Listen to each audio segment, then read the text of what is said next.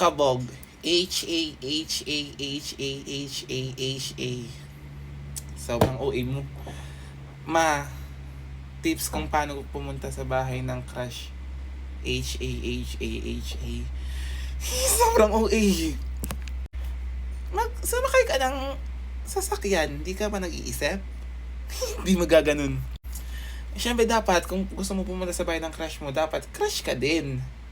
Eh kung hindi ka crush, edi nabato ka ng bato, ibo. Yung tips ko sa inyo is dapat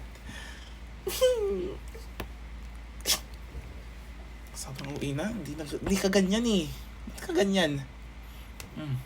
Aray.